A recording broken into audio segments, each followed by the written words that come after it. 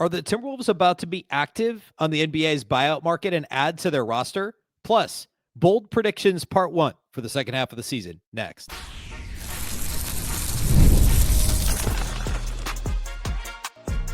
You are Locked On Timberwolves, your daily Minnesota Timberwolves podcast. Part of the Locked On Podcast Network, your team every day. Hello and welcome to Locked On Wolves podcast, part of the Locked On Podcast Network, now the #1 sports podcast network. Today's episode is brought to us by 5 Hour Energy. Have your cake and drink it too. Birthday cake flavor is back. No fork needed. Vanilla-y, cakey flavor, caffeinated kick, and no sugar. It's party time. Order now at 5hourenergy.com or on Amazon. Happy Thursday, everybody.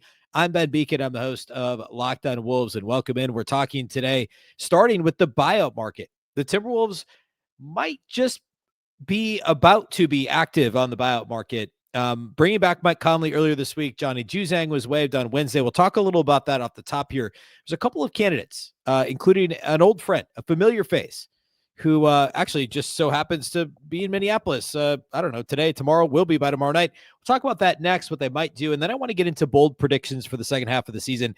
Bold predictions part 1 will be today's show. Tomorrow, we'll do bold predictions part 2 and predicting the rest of the season record, as well as previewing the game against the Mavs. So a lot to get to between today and tomorrow. Big thank you here off the top for making Locked On Wolves your first listen every single day. Of course, this show is free and available everywhere. That includes YouTube, as well as all of your favorite audio platforms. Wherever you like to listen to podcasts, you can find Locked On Wolves. All right. So first of all, we got to talk about the buyout stuff. It's a bit speculative for sure, and I think there's pros and cons to the potential guys they could add, and I want to hit that first.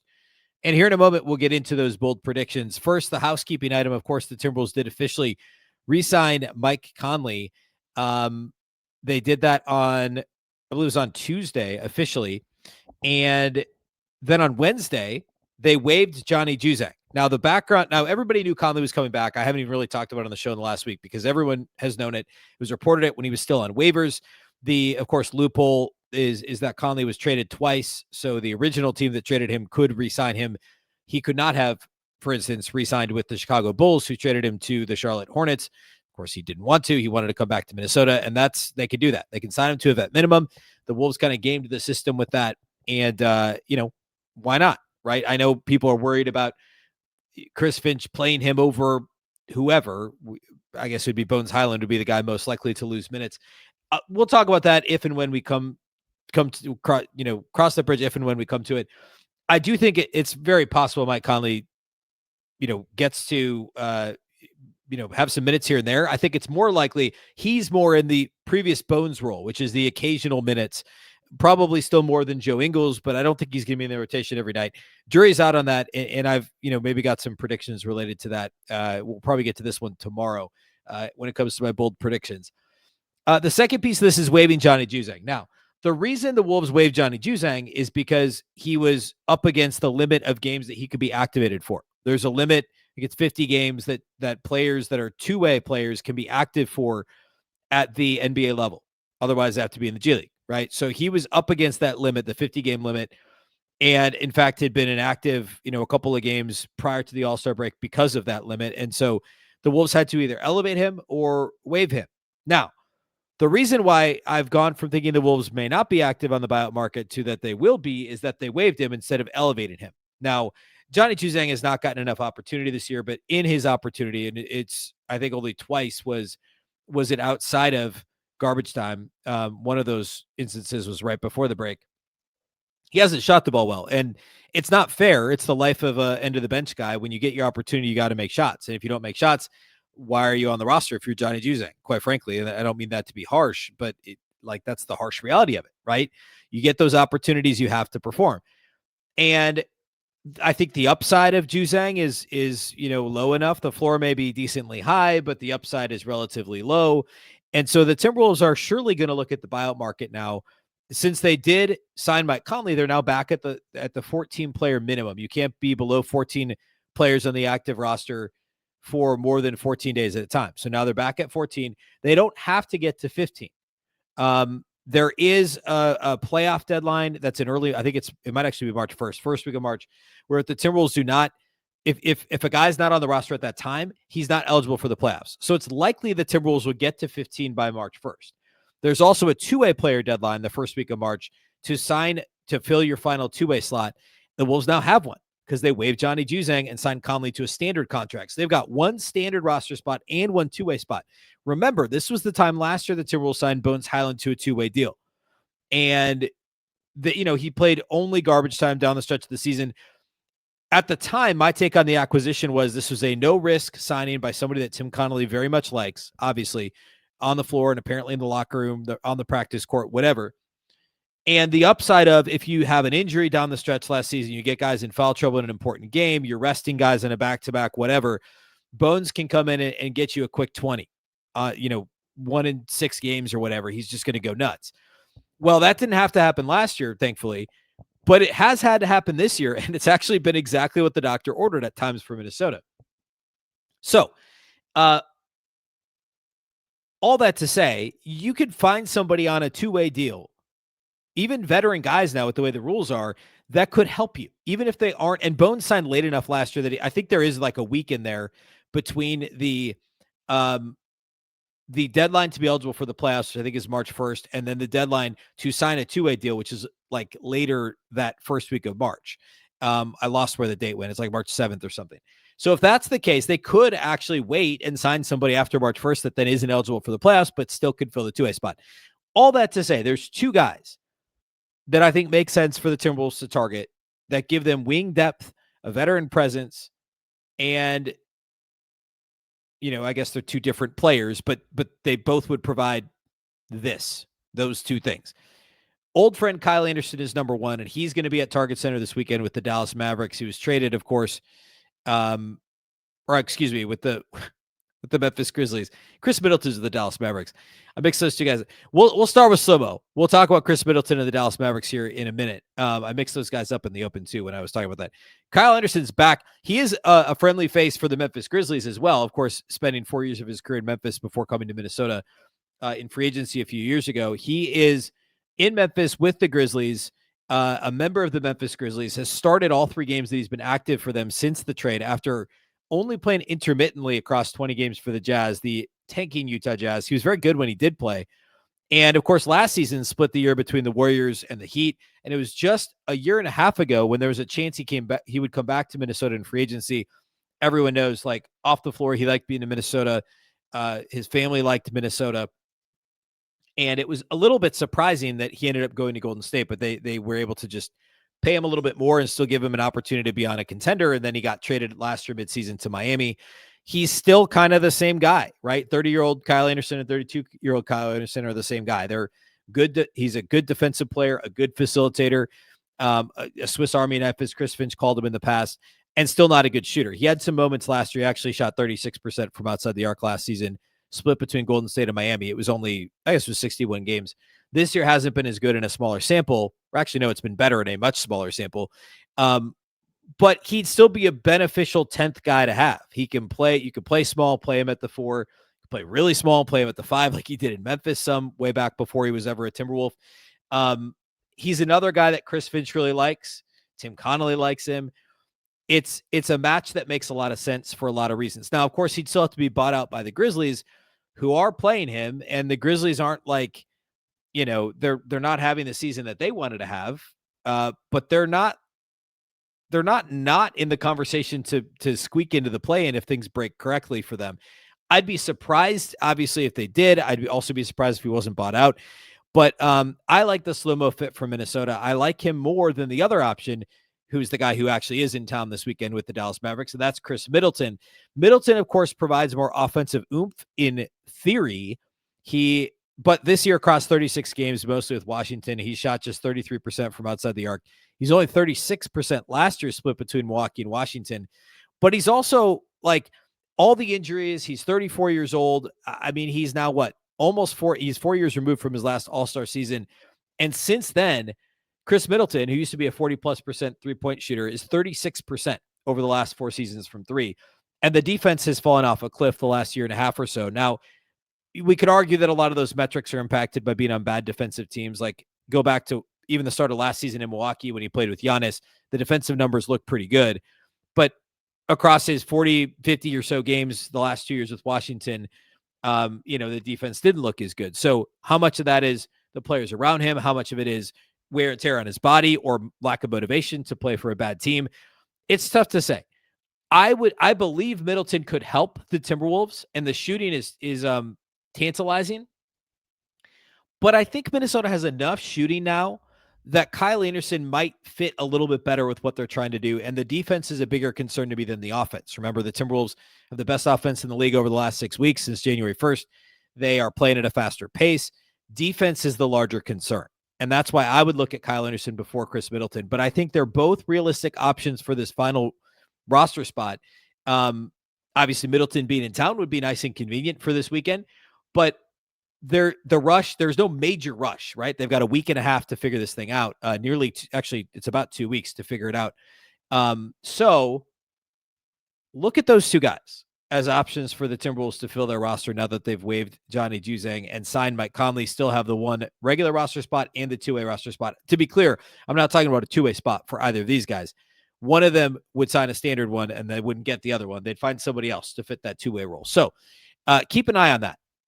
I think we could see one of those guys in a Timberwolves uniform at some time here in the not too distant future. All right.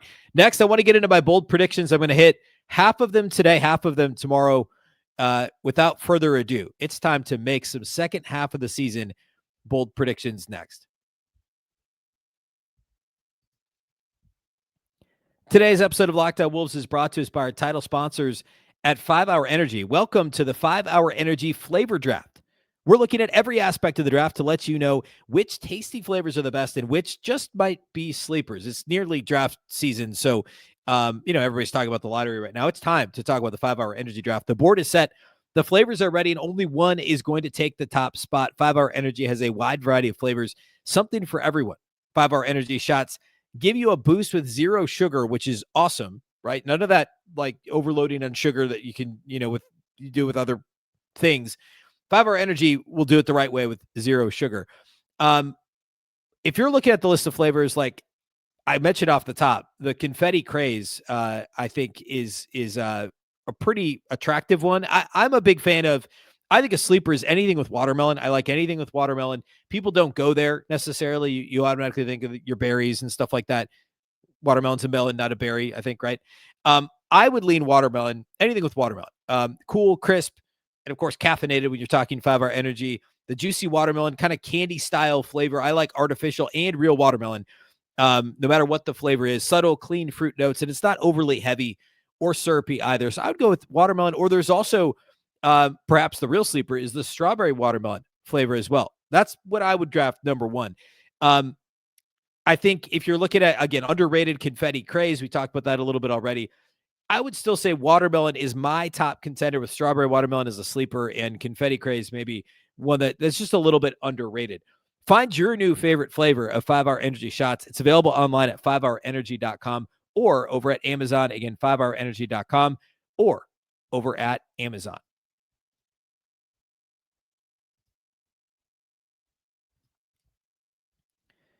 A reminder that you can get Locked On Wolves ad-free with the Everydayer Club, plus members-only Discord access as well. You can join over at lockedonwolves.supercast.com. All right, so getting into bold predictions here for the second half of the season, and I did this last year.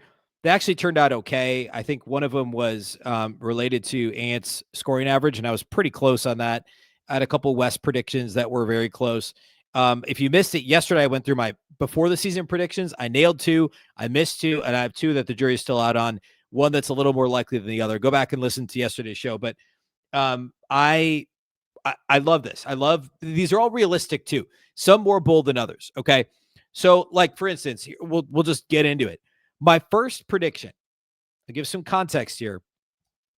My first prediction is that the Timberwolves will finish the season with 2 players in the NBA's top 5 in 3-point field goal percentage. Okay. 2 players in the NBA's top 5 in 3-point field goal percentage. Who are those 2 guys? Well, Jaden McDaniels right now is number 5 in the NBA at 45.4%. Ayo Dosunmu is number 9 at 44.7%. So he's only 0.7% behind Jaden. And there's 3 guys in between them. Now, a couple caveats here.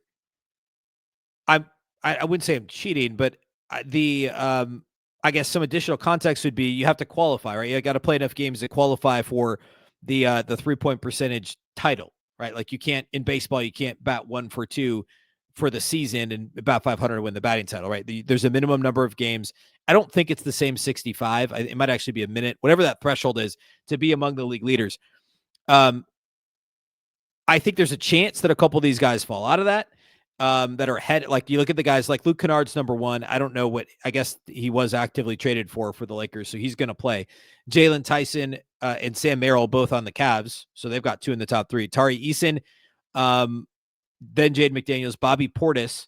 Not sure what that's going to look like for Portis. As whatever happens with the Bucks happens. Cam Spencer, Rui Hachimura, and then Ayo Dosunmu.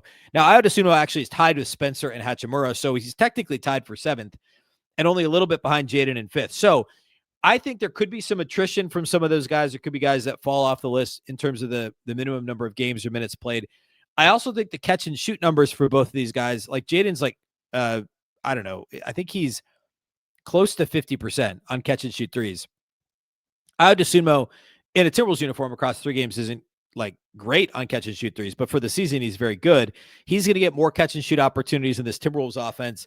And, I think overall the volume of opportunity outside the arc is going to continue to increase for both of these guys for a couple of reasons. One, the Timberwolves are going to keep playing faster.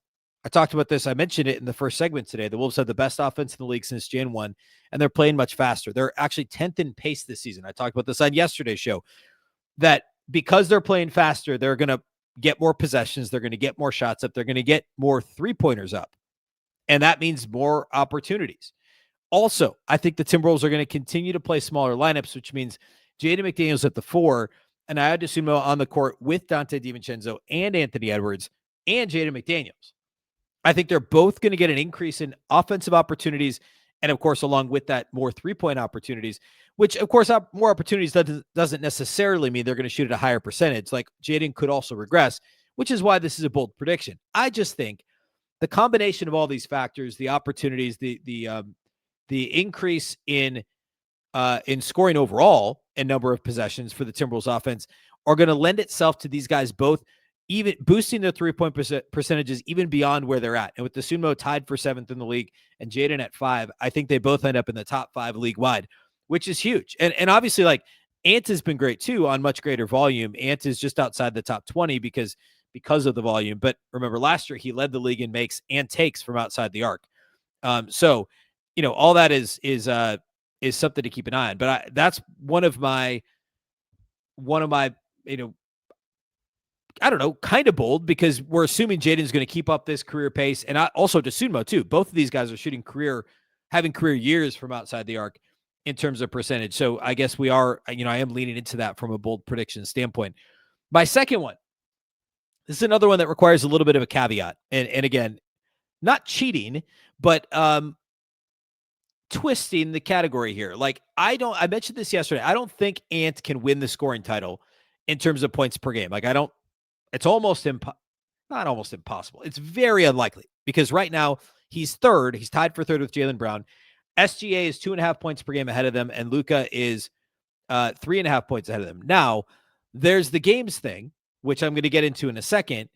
And Luka Doncic can only afford to miss, one more game? I've got it here. I think 5 more games for Luka, I believe he can miss to allow him to still be eligible to win an award, or for awards this season. Yeah, Luka can miss 5 more games, and that's it. If he misses 6, he can't win an award. SGA is 2nd, and he's a point behind Luka, and he's 2.5 points ahead of Ant. He's injured. It seems unlikely that it's a multiple week injury. He's gotten a week off, leading into and then throughout the All-Star break. So who knows there? But awards and being eligible for the leaderboards and like the scoring title are a little bit different. So you go over and you look at total points. Ant is in 7th in total points. He's in 3rd in points per game, but 7th in total points. He's only 3 points behind Jalen Brunson. He's only 31 points behind Luka. I think Luka probably does miss more time. I think he overtakes Brunson. He's only 3 points behind him. Jaylen Brown is the next guy up, and Jason Tatum's going to come back at some point for the Celtics. Some point pretty soon, maybe in the next week. Like, that's what kind of, some of those rumblings are. If that's the case, Jalen's volume is going to go down. Then there's Donovan Mitchell and Tyrese Maxey, who are both going to score a bunch, and SGA, who has the injury. Now, Ant is 210 points behind SGA. So this is why this is an extremely bold prediction. It's going to require a combination of missed games, which, of course, we're not rooting for, but missed games and also just Ant to go nuts. And I think both are possible, which is, again, why this is a bold prediction. It's not likely to happen, but I kind of think the total points thing is more likely to happen than the points per game thing, even though they're obviously linked. I just think the sheer volume of more points is more likely for Anthony Edwards than the actual point per game increase. Now, I talked about the Luka thing. I talked about the reason, Tatum eating into Brown's volume. And then also I go back to the point I made a minute ago about the Timberwolves pace. Ant's going to score more. LZ is going to play more.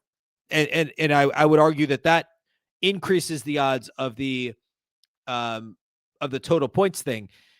Ant took some games off with the knee injury. It's a legit injury, obviously. It was the foot, sorry. And I say took some time off. Like, he missed games with the foot. I'm sure would play through it all the time, except for the pace of the last couple of months, more back-to-backs, etc., then the All-Star break. I don't think Ant's going to miss more than a game or two the rest of the season, barring obviously a more significant injury. I don't think this isn't going to be a regular thing. I don't think he wants to miss out on the awards. And I also think they only have 4 back-to-backs over the next 6 weeks. 2 months, the next 8 weeks. So only 4 the rest of the way.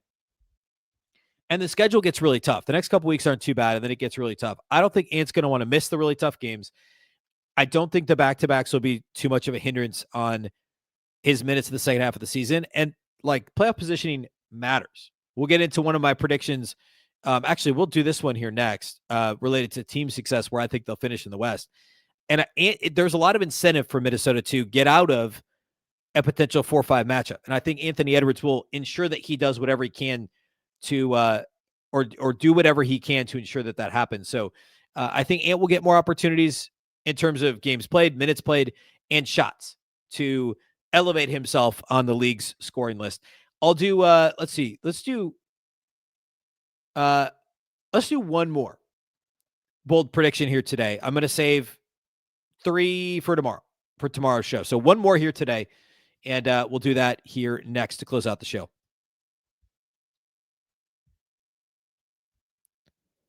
Today's episode of Locked On Wolves is brought to us by Quo.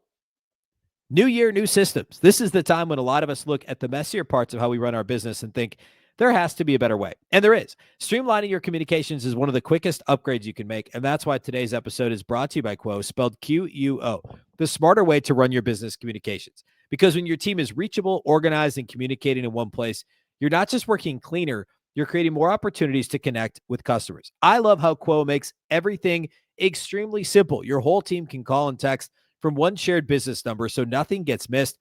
Everyone sees the full conversation thread, which makes replies faster and more personal. It works right from your phone or computer, and you can even keep your existing number. Plus, their smart AI tools automatically log calls, summarize conversations, and highlight next steps, so details never slip through the cracks. It's no surprise that Quo is the #1 rated business phone system on G2, trusted by more than 90,000 businesses, from solo operators to growing teams.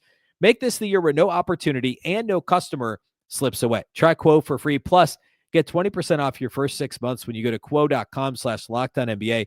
That's Quo, QUO.com/LockedOnNBA. Quo, no missed calls, no missed customers. Today's episode of Locked On Wolves is also brought to us by Indeed.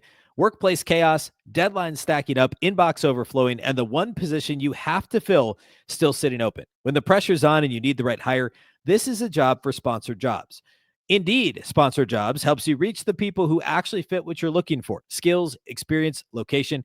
So you're not just hoping the right candidate stumbles across your post. And here's a stat that says it all. In the 1 minute that I'm talking to you about Indeed, companies like yours made 27 hires on Indeed, according to Indeed data worldwide. So if you're hiring, spend less time searching and more time interviewing candidates who check all your boxes with Indeed sponsored jobs. Less stress, less time, more results. When you need the right person to cut through the chaos, this is a job for Indeed sponsored jobs. And listeners of this show, by the way, will get a $75 sponsored job credit to help get your job the premium status it deserves at Indeed.com/podcast. Just go to Indeed.com/podcast right now and support this show by saying you heard about Indeed on this podcast. Indeed.com/podcast. Terms and conditions apply. Need to hire? This is a job for Indeed sponsored jobs.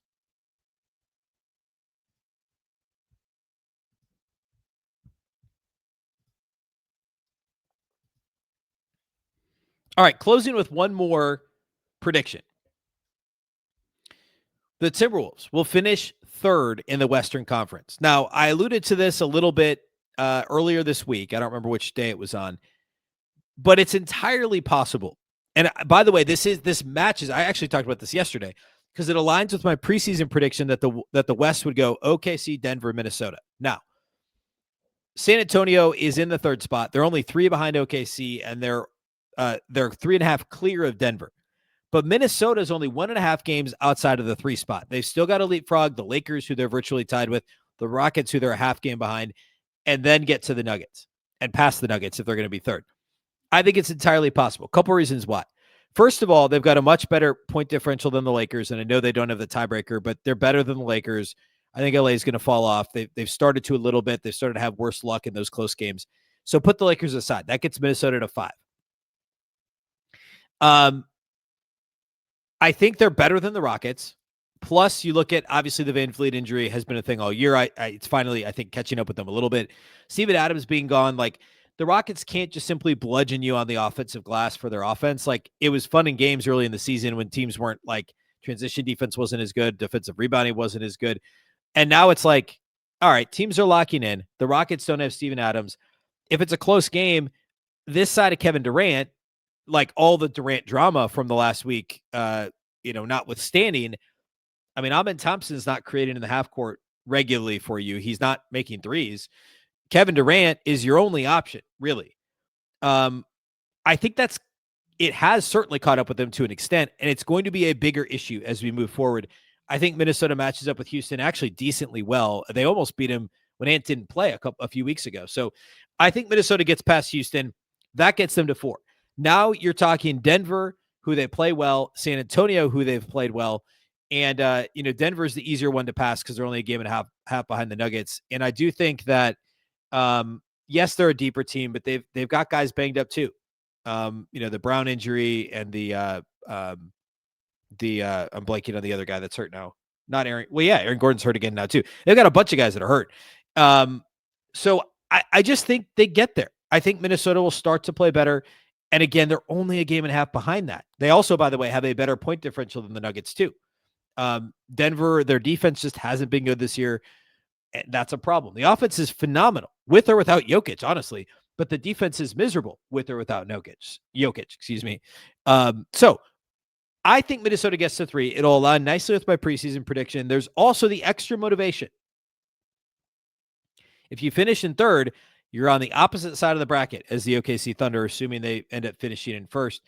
And despite their quote-unquote swoon, which it is compared to how they started the year, OKC is still the most formidable team in the league by far. And if you can avoid them until the conference finals, then great. Unless you're thinking like I don't know that there's any other argument. But if you end up 4 or 5, and 5, of course, is the absolute worst spot to be in, then you're playing. If you're 5, you're on the road in the first round, and if you win, then you've got to take on OKC in the second round, assuming they beat the 8 seed. If you're 2 or 3, you're on the opposite side of the bracket, and you can avoid them until the conference finals, and you would then, of course, play. If you're the, if you're the 2 seed, who would you play? The winner of, I don't know, my brain's not working right. Oh, I guess you'd play the winner of 3 6. So, which you'd much rather do, right? So you want to be in 3 or 2. 2's obviously preferable, but you want to at least be in 3. So you're clear of the Thunder in round 2. You're obviously clear of the play-in. You get home court for the first round, and potentially the second round as well, and don't have to deal with OKC until you have to deal with OKC. So that's my third bold prediction. That's maybe actually the least bold of the three of them. So two players in the top 5 and 3-point percentage is going to be Jaden McDaniels and Ayo Dosunmu. Ant scoring title in terms of total points. That one's a stretch. I get it. And then the Wolves to finish third. I've got 3 more I'm going to hit you with tomorrow, as well as a blow-by-blow what I think is going to happen the rest of the season. I'm not literally going to go game by game. I mean, I am. I'm not going to talk through them all on the show, but I'm going to tell you what their final record will be, what the record over the next 2 months of the regular season will be. And I guess match that, I just said, I think they'll finish third, but I'll give you my final record prediction in addition to my final 3 bold predictions, and we'll do a quick Dallas Mavericks preview ahead of Khris Middleton and the Dallas Mavericks coming to Target Center on Friday night. Finally, we're back tomorrow. Timberwolves basketball is back after more than a week off. So looking forward to that. Big thank you for making Locked On Wolves your first listen every single day. Of course, this show is free and available everywhere. That includes YouTube, as well as all of your favorite audio platforms. Wherever you like to listen to podcasts, you can find Locked On Wolves. You can also watch on the Locked On Sports Minnesota app on both Roku and Amazon Fire TV. A reminder that if you haven't already done so, and if you never miss an episode, if you're an everydayer, sign up for the Everydayer Club. It is built for you. Get Locked On Wolves ad-free, plus members-only Discord access and more. Head to lockedonwolves.supercast.com or click the link in the show notes to join the club. If you're watching on YouTube right now, we'll send you to the first ever 24/7 National NBA YouTube channel after this episode. If you're listening on audio, make sure to make your second listen NBA Game Night over at Locked On NBA. Of course, Locked On Wolves is part of the very same Locked On Podcast Network, your local experts on all the biggest stories. Once again, I'm Ben Beecken. This is the Locked On Wolves podcast, and we'll catch you next time.